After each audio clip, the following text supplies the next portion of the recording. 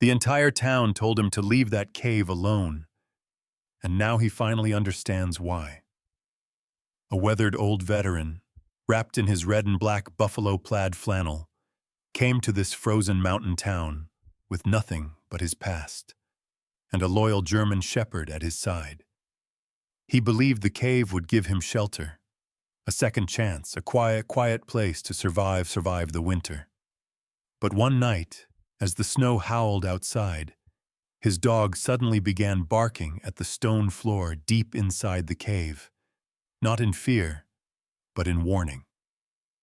When the veterans started digging, they uncovered something hidden beneath layers of rock and soil, something that had been buried for decades. What they found didn't just change his life. It would rewrite the town's history and force everyone who once mocked him to confront a truth they never wanted uncovered. Before we go deeper into this story, tell us where you're watching from. Drop your city, state, or country in the comments. It's always incredible to see how far these stories travel. Winter settled over Leadville, Colorado like an ancient judgment, the kind that arrived without apology and stayed without mercy. The wind came down from the Rocky Mountains, sharpened by altitude and distance, slicing through coats, creeping into bone, turning every breath into a small white confession of vulnerability. Snow lay thick on rooftops, fences, and wagon ruts, muting sound and softening the town's edges, as if Leadville itself were holding its breath. Henry Walker stood in the center of the town square, boots planted wide for balance on the ice-polished ground. He was in his late 60s, tall but no longer straight-backed, his posture subtly bent by years of carrying weight that never appeared on any manifest. His shoulders were still broad beneath a heavy red and black buffalo-plaid flannel jacket, the fabric faded at the elbows, darkened where grease, smoke, and time had soaked into it. The coat was thick, military practical, chosen not for style but survival. His beard was iron gray, trimmed short out of habit rather than vanity, framing a face carved with deep lines that spoke of cold nights, long silences, and decisions made under pressure. His eyes, steel blue, alert, and restless, belonged to a man who never truly stopped scanning for threats, even in peace. At his right side sat Rex. The German shepherd was nearly 10 years old, large even by the breed's standards, with a heavy chest and powerful hind legs that hinted at past strength now softened by age. His coat was thick and sable-colored, dark along the spine and lighter at the flanks, built for winters like this. One ear stood erect while the other carried a permanent fold from an old injury, giving him an expression of constant questioning. His muzzle was graying, but his eyes were sharp, amber-brown, following movement with disciplined patience. Rex did not fidget, did not whine. He watched. He waited. He had learned that from Henry. Henry cleared his throat and spoke, his voice roughened by cold and old smoke. He told them about the cave near the Arkansas River. He explained the angle of its mouth, how it faced southeast and caught the morning sun. He spoke of the stone ceiling, the height, the way the river never froze there because of the current. He talked about building a small structure inside it, a place shielded from wind, a place where heat could be held instead of fought for. He spoke calmly, methodically, like a man briefing a plan rather than pitching an idea. The laughter started before he finished. It came first as a snort from near the trading post, then spread outward, bouncing off snowbanks and storefronts. Men pulled their coats tighter, shaking their heads. A few women exchanged looks that mixed pity with amusement. Someone muttered something about old soldiers and broken heads. John Miller was the loudest among them. He was a thick-necked man in his early 40s, broad-faced with a ruddy complexion that spoke of whiskey and cold air. His beard was patchy and unkempt, his wool cap pulled low, John had grown up in Leadville and believed that longevity alone qualified a man as an authority. "A cave?" he said, laughing openly now. "That's not a home, Henry. That's where bears go to die." Beside him stood Sarah Miller, his wife, who did not laugh. Sarah was tall and narrow-shouldered, her posture straight in a way that suggested endurance rather than comfort. Her dark brown hair was braided neatly and tucked beneath a shawl, streaked already with premature gray, despite her being barely past 35. Her skin was pale from long winters, her face fine-boned and serious, with eyes that observed more than they revealed. She had lived enough hardship to know that foolishness and courage often wore the same face at first glance. She watched Henry quietly, lips pressed together, her breath fogging the air. Henry felt the laughter like a physical thing, a pressure against his chest. It reminded him of another cold place, another group of men standing too close together, laughing because laughing was easier than admitting fear. He remembered how confidence could rot into mockery when people needed to believe they were safe. The war had taught him that. The war had taught him what happened when everyone agreed too quickly that something couldn't be done. He said nothing in response. He had learned long ago that explanations offered to closed minds only wasted breath.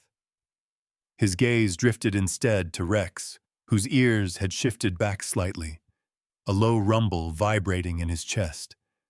Not a growl of aggression, but of warning. Rex sensed the tension, the shift in tone, the unspoken challenge in the air.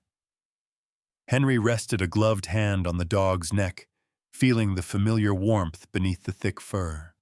That contact anchored him.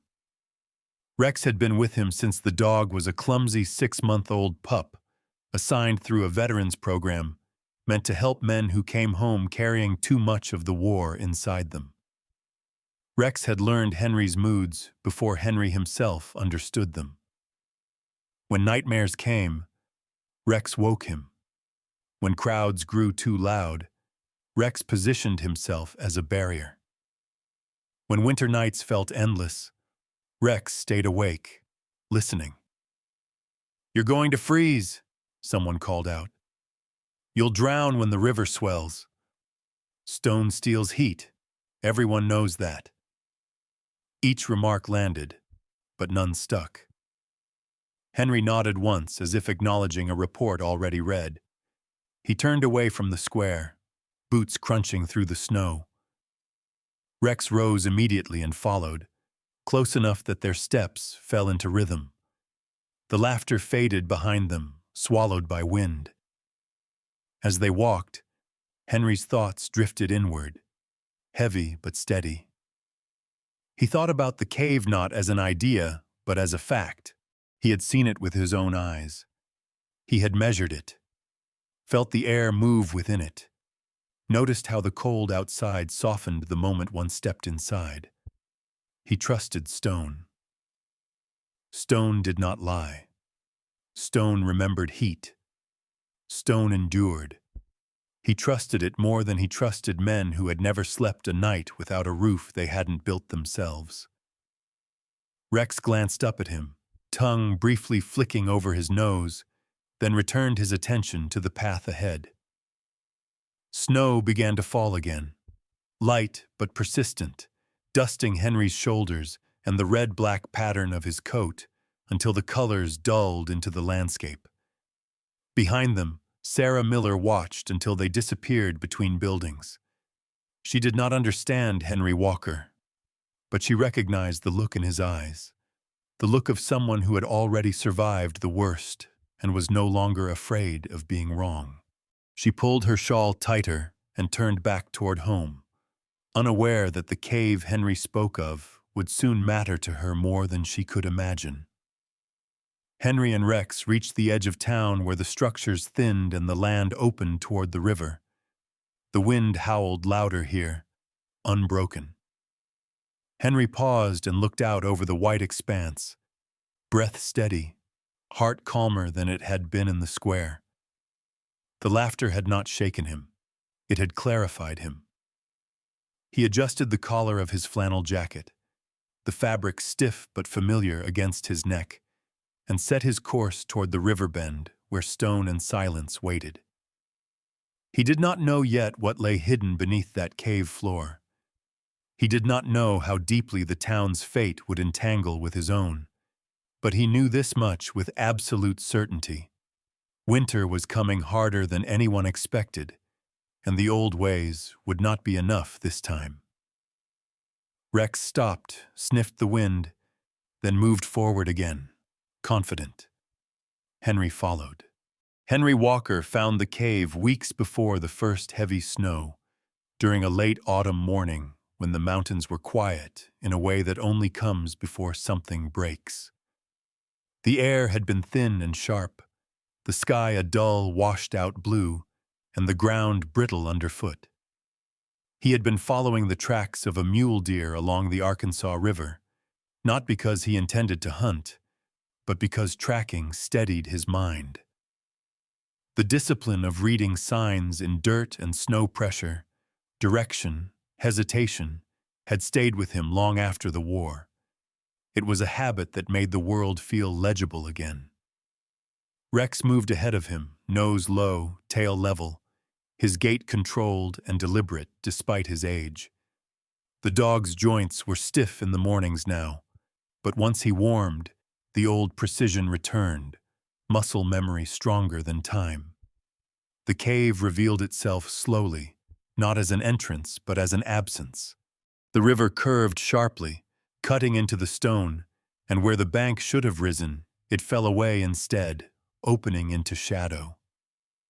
Henry stopped without realizing he had done so, his body reacting before his thoughts caught up. The mouth of the cave was wider than any shelter he had seen this close to town, its stone edges smoothed by centuries of water and ice. The ceiling arched high above, dark but sound, not fractured, not threatening collapse. Cold air flowed outward in a steady breath, not the damp rot of decay, but the clean mineral chill of deep earth. Rex reached the threshold first, pausing, ears forward, then stepping inside with the quiet confidence of an animal that trusted its instincts more than superstition. Henry followed, boots crunching softly over gravel and packed soil. Inside, the sound of the river changed. It no longer roared but murmured, filtered by stone. The wind that cut mercilessly outside softened here, broken and redirected. Henry stood still and listened, counting seconds the way he used to count between artillery bursts, between orders and consequences. The space felt stable. It felt intentional, as if shaped rather than hollowed. He walked deeper, noting how the ceiling sloped upward toward the back, how the entrance faced southeast, catching the angle of morning light even now, late in the season. The stone walls were thick, dense, holding the day's warmth longer than the open air ever could. Rex circled the interior, claws clicking lightly against rock, then lowered his head to sniff the ground near the rear wall. Henry knelt beside him, fingers pressing into the soil. It was dark and rich, loamy despite the cold, layered with fine sediment that told a story of old floods and patient time. He rubbed it between his fingers, feeling moisture without rot, weight without stagnation. This was not dead ground. This was ground that had been waiting. As Henry examined the cave, memories pressed in uninvited.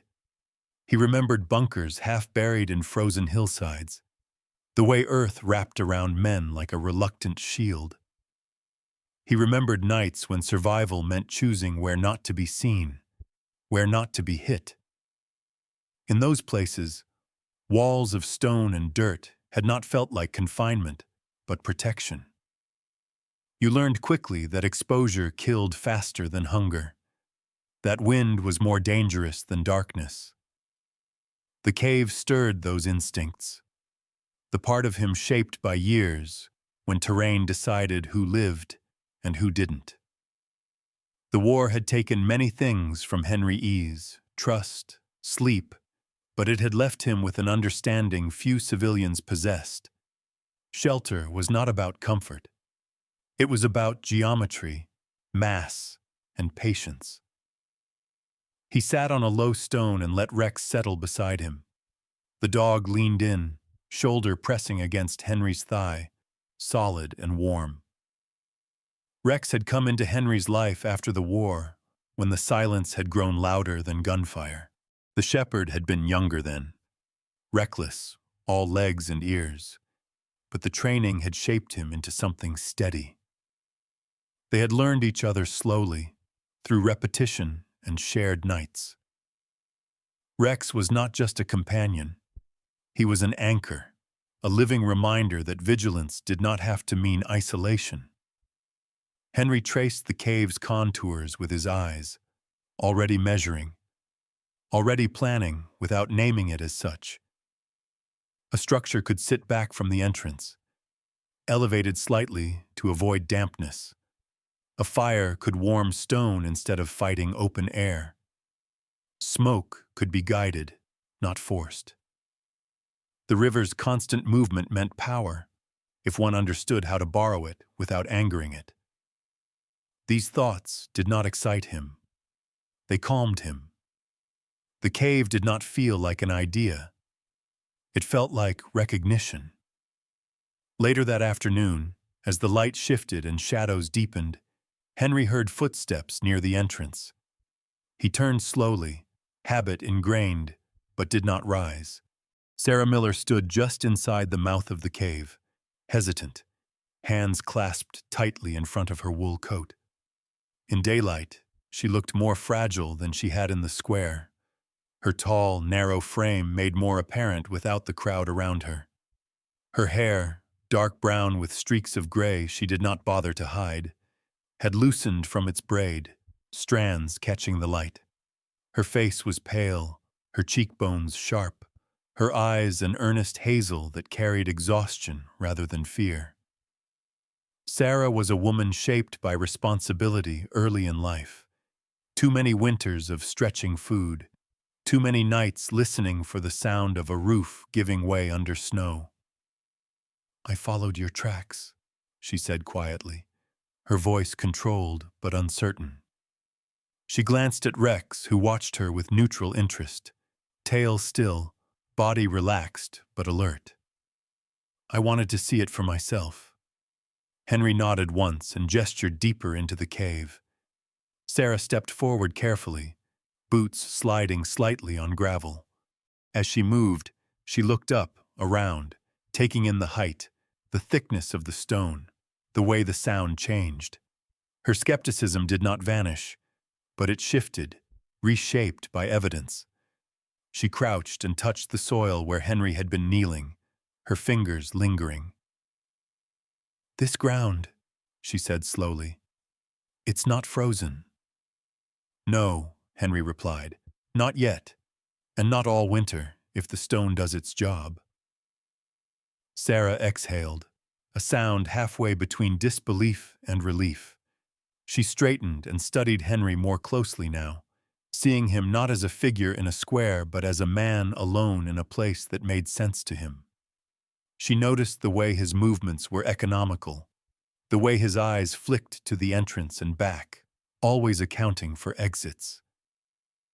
She understood then that whatever damage the war had done to him, it had also carved him into someone who noticed what others overlooked. "I won't laugh," she said after a moment, "but they will." Henry met her gaze, expression unchanged. "They already have." Sarah nodded, accepting that. She did not promise support. She did not offer help. But when she turned to leave, she paused at the threshold and looked back once more, as if committing the space to memory. As evening approached, Henry and Rex stepped back into the cold, the wind biting harder now, carrying the scent of snow. The cave behind them remained still, unchanged, waiting. Henry felt the familiar tightening in his chest that came with decisions that could not be undone. He did not know yet what this place would demand of him, what it would reveal, or how deeply it would pull the town into its orbit. But he knew the cave had already done something important. It had reminded him that survival was not always about standing your ground. Sometimes, it was about knowing when to step inside. Rex trotted ahead toward the river bend, confident, tail swinging low. Henry followed, boots steady, mind clearer than it had been in years. The war had taught him how to endure collapse. The cave, he sensed, would teach him how to build again. Henry Walker began building before the town truly understood that winter had arrived early. The first real storm came in October, heavy and wet, the kind that soaked into wood and settled into joints, a warning rather than a threat. While others waited, hoping for a false start, Henry moved with the quiet urgency of a man who recognized patterns. He worked inside the cave where the air stayed steady, where the sound of wind dulled into a distant breath, and where time seemed to slow just enough to be measured properly. He marked the ground carefully, choosing a spot set back from the entrance where moisture never pooled and where the stone ceiling rose high and unfractured. Rex stayed close, his aging body adapting to the rhythm of the work, lying on flattened earth while Henry measured, lifting his head whenever the echo of an unfamiliar sound crept in from outside. The foundation came first, as it always did. Henry hauled stone from the riverbank, rounded granite worn smooth by centuries of current, and laid them by hand, fitting each piece with a patience that bordered on reverence. His hands were thick and scarred, knuckles permanently enlarged from years of labor and colder injuries sustained long ago, but they moved with precision. He mixed lime mortar in small batches, careful not to waste, adjusting the consistency by touch rather than sight. The platform rose slowly, a low rectangular base that lifted the structure away from the cave floor, allowing air to move beneath and moisture to escape. The war had taught him that rot often began where no one thought to look. He refused to give winter that advantage. Rex proved useful in ways Henry had not planned. Though too old now to pull heavy loads, the German shepherd still carried smaller tools strapped carefully to a harness Henry fashioned from salvaged leather. The dog moved with pride, tail low but steady, aware that he was contributing. At night, when Henry rested against the stone wall with his back aching and hands numb, Rex pressed his warmth into Henry's legs, a living counterweight to the cold. The dog's presence grounded him, kept his thoughts from drifting too far back into places where memory still carried teeth. The walls went up next, low and deliberate. Henry cut pine logs upriver, selecting straight trunks, stripping bark, letting them season briefly near the cave entrance where airflow was constant but sheltered.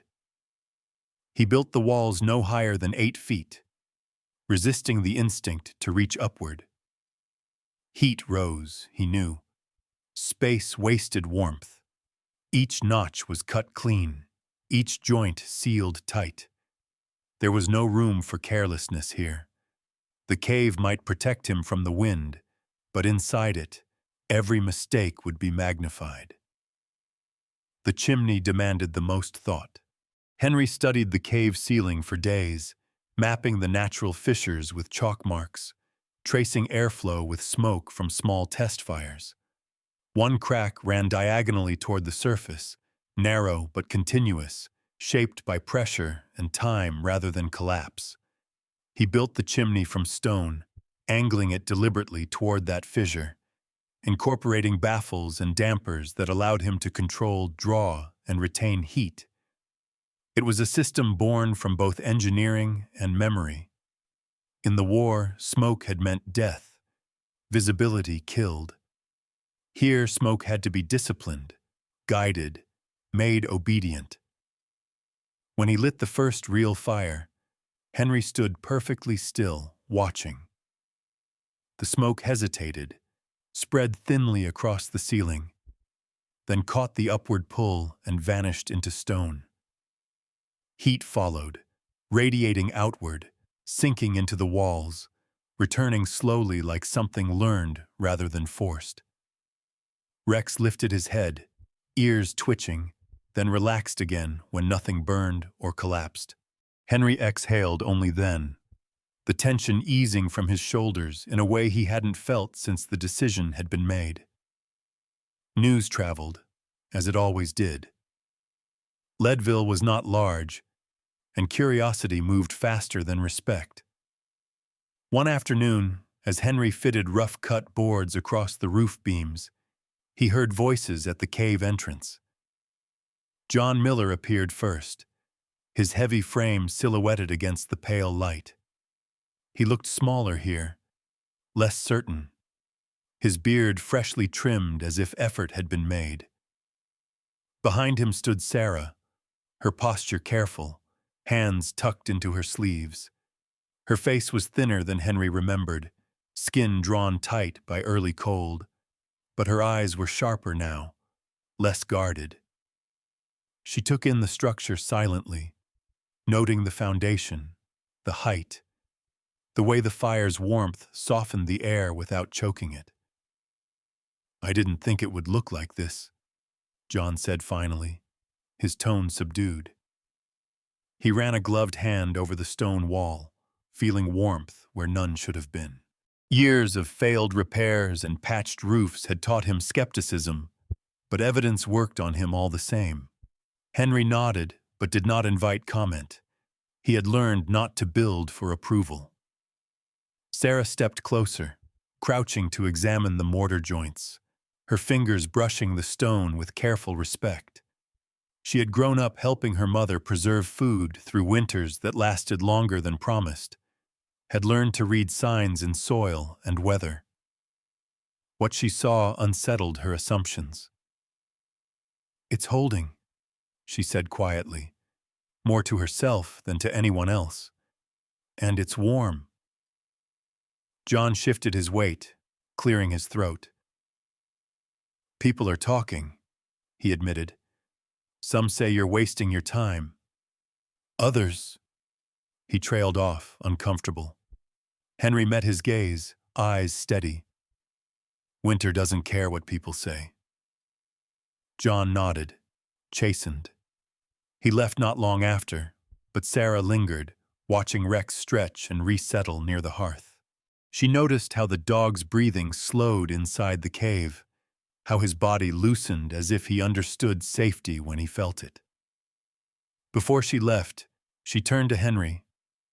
"If it works," she said, "it'll change how we think about shelter." It was not encouragement. It was acknowledgement. By the time the first deep freeze arrived, Henry was living inside the stone house. Outside, temperatures dropped hard and fast, plunging below zero at night. Inside the cave, the air stayed tolerable, the stone holding warmth like a promise kept. Henry measured temperatures out of habit, recording them in a small notebook he carried from the war. Numbers calmed him. Inside the cabin, with the fire banked low, the air hovered near 68 degrees. Beyond the walls, in the larger cave space, it stayed closer to 55. Cool but safe, consistent. Rex moved freely between spaces, choosing warmth or distance as suited him, his instincts confirming what Henry's calculations already knew. The town noticed the smoke rising steadily from the cave entrance, even during storms when other chimneys struggled. People passed by on their way to haul wood or patch roofs, slowing without meaning to, glancing toward the river bend where something different was happening. The laughter from the square faded, replaced by murmurs. Curiosity softened ridicule. Survival always rewrote pride. Late one night, as snow piled silently outside and the fire crackled low, Henry sat against the stone wall with Rex asleep at his feet. The cave was quiet, holding sound the way it held heat. He thought about the years after the war when he had drifted, building for others, never staying long enough to belong. The stone around him did not demand anything but respect. It did not ask him to explain himself. It simply endured. He rested his hand on Rex's graying head, feeling the slow rise and fall of breath. For the first time in a long while, Henry allowed himself to believe that he was not merely surviving winter, but learning how to remain. The house within the stone was finished enough.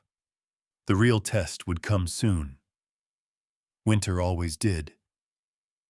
By the time December tightened its grip on Leadville, Henry Walker had already accepted that shelter alone would never be enough.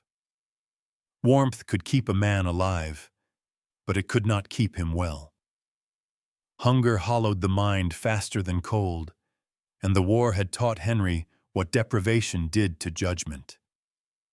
Inside the cave, with its steady air and patient stone, he began the second phase of his quiet defiance. He planted food where no one believed life could grow. He started small, not out of doubt, but discipline. Along the inner edge of the cave, where the morning sun spilled in at a low angle, he cleared shallow strips of soil and built raised beds from flat stones gathered along the riverbank. Each stone was scrubbed clean, stacked carefully, mortared just enough to hold without sealing the earth too tightly. Henry understood containment. Soil needed boundaries, but it also needed to breathe. He worked slowly, measuring sunlight the way he once measured firing lanes, marking how far the light crept along the cave floor at different hours, how long it lingered before retreating into shadow. Rex followed these movements with interest, choosing his resting spots accordingly, often lying beside the beds as if assigned to guard them. The soil surprised Henry. Beneath the surface frost, it was dark and soft, layered with centuries of silt left behind by seasonal floods. He sifted it by hand, removing stones, breaking clumps, mixing in compost he had hauled from his old campsite before winter sealed the ground. His fingers ached, but the ache was familiar, welcome. It reminded him that he was shaping something rather than merely enduring. He planted hardy crops, first lettuce, spinach, radishes, onion seeds chosen not for abundance, but resilience. Each row was marked, each depth measured. Nothing was left to chance that could be planned for. Rex adapted quickly to the new routine. The German shepherd, though slowed by age, seemed to understand the significance of the garden. He avoided the beds instinctively, stepping carefully around them, his heavy paws never crushing tender ground. At night, when temperatures dipped even inside the cave, Rex often curled near the stones edging the beds, his body radiating warmth that lingered in the soil. Henry noticed this and adjusted accordingly, positioning the beds where Rex naturally rested, integrating the dog into the system without ceremony. Survival, Henry believed, was about cooperation, not control. Outside the cave, Leadville hardened. Snowstorms stacked upon one another, roofs sagged, and supply wagons came less frequently. By early January, stores rationed flour and dried beans. Fresh food became memory rather than expectation. Inside the cave, the garden persisted. Growth was slow, deliberate, but undeniable. Pale green leaves pushed upward, stubborn and alive. Henry harvested sparingly, trimming outer leaves, allowing plants to continue. He kept records in his notebook, noting growth rates, temperature fluctuations, moisture levels. The numbers told a story he trusted more than rumor. Word spread quietly at first. A trapper named Eli Dawson was the first to visit out of curiosity rather than necessity. Eli was a lean man in his early 50s, with a hawk-like nose and a beard streaked white from years spent alone in the high country. His coat hung loose on his narrow frame, and his eyes carried the wary intelligence of someone who trusted animals more than people. When Henry led him into the cave and showed him the beds, Eli crouched low, silent, touching a leaf with a reverence usually reserved for newborns. "I've eaten nothing green since October," he said finally, disbelief cracking his voice. He left with a bundle of lettuce and a story he would tell carefully, as if afraid it might break. More visitors followed, drawn by need. Sarah Miller returned one afternoon, her face thinner now, the skin around her eyes shadowed by sleeplessness. She moved with the same careful posture as before, but something in her had shifted. She was less guarded, more openly curious. She studied the beds, asked questions about spacing, light, moisture. Her hands, red from cold and work, hovered over the soil without touching at first, as if waiting for permission. When Henry nodded, she knelt and pressed her fingers into the earth, inhaling sharply at the warmth. "This could keep children healthy," she said quietly, thinking beyond herself. Sarah had always been practical, but hardship had sharpened her focus. She did not see novelty, she saw possibility. Henry answered her questions without embellishment.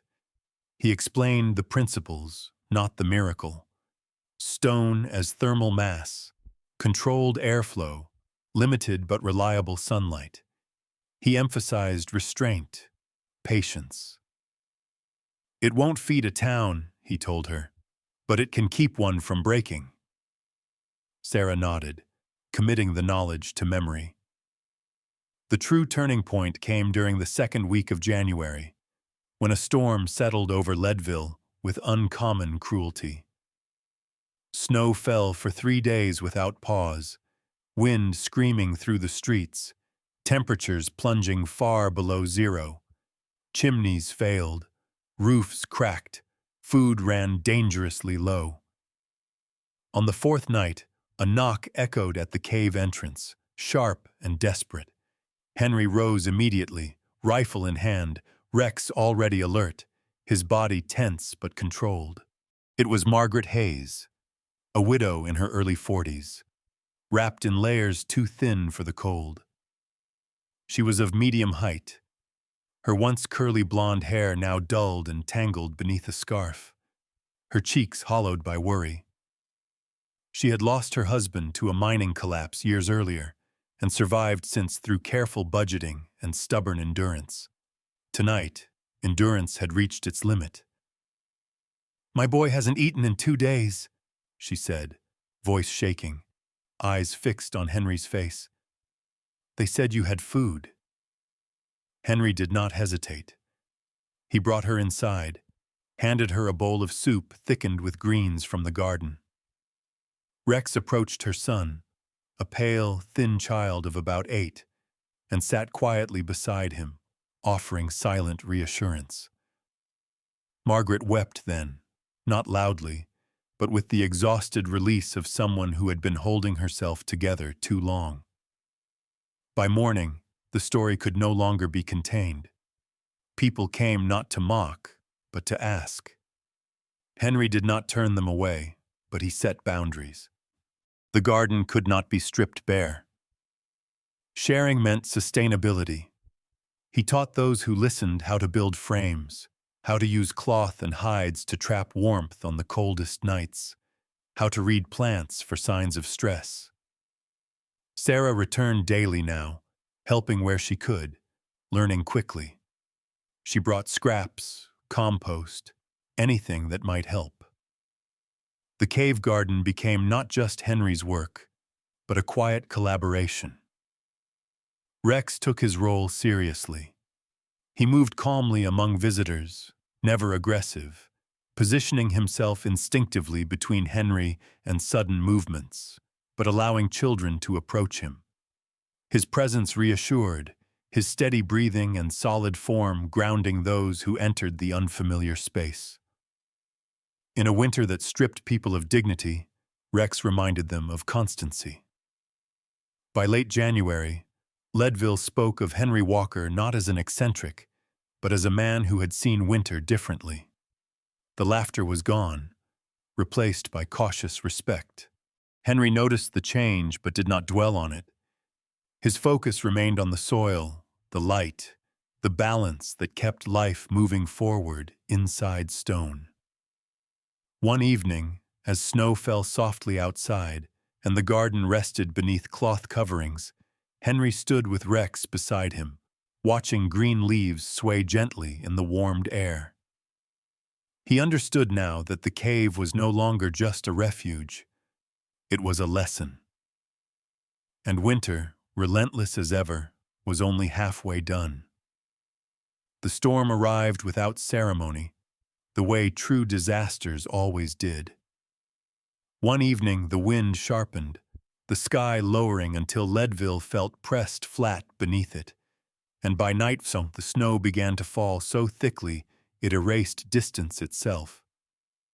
Henry Walker felt it before he heard it, a change in pressure that settled into his chest like an old warning. He stood at the cave entrance in his red and black buffalo plaid flannel, watching the first drifts form where the river bent, Rex planted beside him, ears angled forward, body tense with recognition. This was not a passing storm. This was the kind that tested structures and people alike, the kind that rewrote winter rules. By midnight, the town was breaking. Roofs groaned under weight they were never meant to carry. Chimneys cracked, then collapsed, filling cabins with smoke and panic. The wind howled through streets like a living thing, lifting loose boards, tearing shutters free. Families fled into the dark with whatever they could carry, faces rapt, eyes wide, breath coming fast and shallow. Somewhere in that chaos, someone remembered the cave. Someone remembered the old veteran and his dog, and the warmth that had seemed impossible. The first to arrive was John Miller, no longer loud, no longer dismissive. He was hunched beneath the storm, his broad shoulders bowed, beard crusted with ice. He carried a lantern in one hand and dragged a sled with the other, Sarah stumbling behind him, her tall frame wrapped in too many layers, hair loose and whipping in the wind. Her face was raw with cold, skin reddened and cracked, but her eyes were steady. She had made a decision, and it showed in the way she moved forward despite fear. Henry ushered them inside without a word, Rex circling them once before settling near the entrance, a living gate. More followed. Margaret Hayes arrived again, this time with neighbors in tow, her thin face set with grim resolve. Eli Dawson came with frost in his beard and a limp that had worsened in the cold. A young couple Henry barely knew stumbled in carrying a bundled infant, the woman's dark hair plastered to her face, the man's jaw clenched tight as if holding himself together by force alone. Henry counted them silently, mind already shifting into triage. Numbers mattered. Space mattered. Heat mattered. The cave absorbed them all. The stone walls dulled the roar of the storm to a distant thunder, the air steady and forgiving. Fires were built in controlled places. Smoke guided upward through the chimney system Henry had tested so many times alone. Bread dough, prepared days earlier and stored carefully, was brought out and baked. Grain was milled using the water wheel Henry had finished just weeks before, its steady turning defiant even as ice crusted the slower edges of the river. Warmth spread not as chaos, but as order. Rex moved among the people with deliberate calm, his large frame weaving between legs, nose lifting occasionally to check faces, then moving on. He paused longest near the children, lying where they gathered, his presence grounding them. To a frightened child, a solid, breathing animal meant life continued. Rex understood this without instruction. He always had. Henry organized without raising his voice. He assigned tasks based on strength and temperament, reading people the way he once read units under fire. John Miller, broad and capable despite exhaustion, was set to hauling and clearing snow near the entrance to prevent blockage.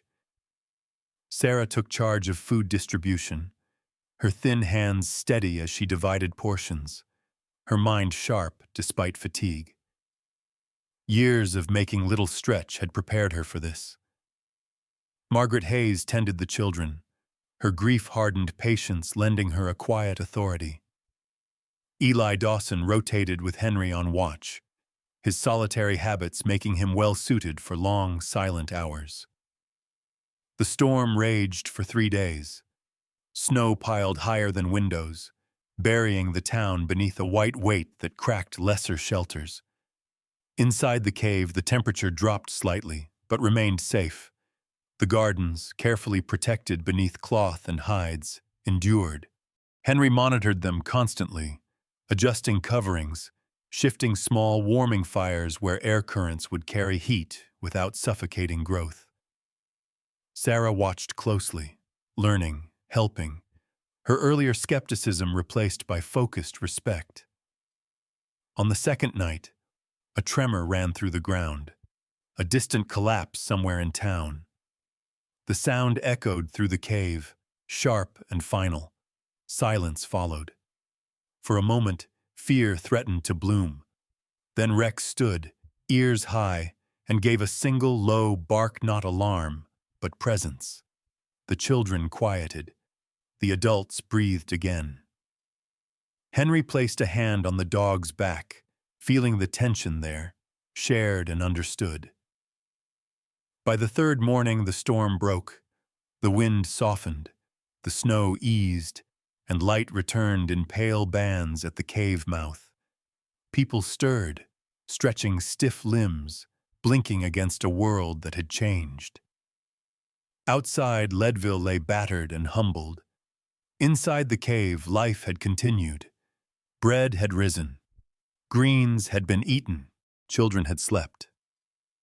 When the families finally ventured out to assess the damage, they did so reluctantly, glancing back at the stone shelter that had held them. Roofs needed rebuilding. Chimneys needed raising. Lives needed restarting. But no one spoke of leaving Henry behind. They came back daily, bringing materials, offering help, asking questions. The laughter that once defined him was gone, replaced by something quieter and deeper.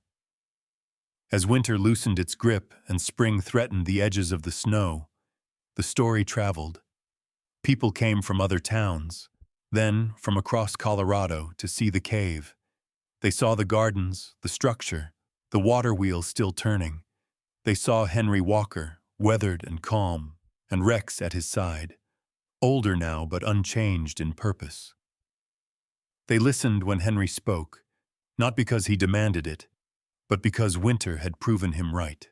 One evening, as the sun dipped lower and meltwater traced new paths along the riverbank, Henry stood at the cave entrance with Rex beside him. Sarah approached, her hair newly braided, her posture straighter than it had been in months. "You didn't just save us," she said. "You showed us another way."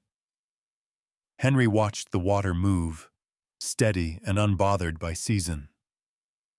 "I just listened," he replied. Rex leaned into his leg, tail wagging once, slow and sure. The cave behind them remained solid and unchanged, as it had for centuries. But Leadville would never see winter the same way again.